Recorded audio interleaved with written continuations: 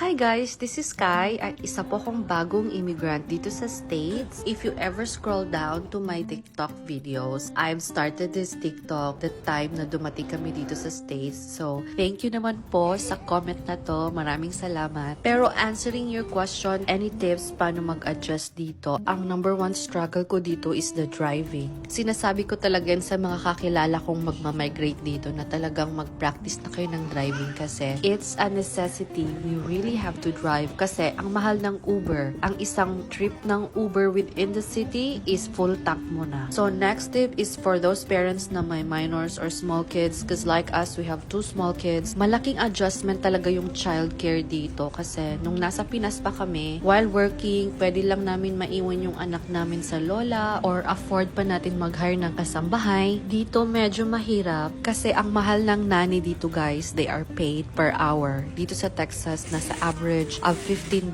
per hour. Yung mga daycare naman dito, nasa $50 per day or $200 per week. Tsaka ang daming daycare dito like every kanto and they accept as young as 6 weeks old na infant. At tsaka hindi rin kami ganun kakampante na ibang lahi yung mag-aalaga. Siguro din sa kultura natin na hindi tayo sanay sa mga daycares. Kaya kami ng asawa ko, hindi talaga kami sabay ng work. So sa mga parents, I'm just giving you an idea and a heads up. Kung may kamag-anak kayo dito, doon kayo pumunta.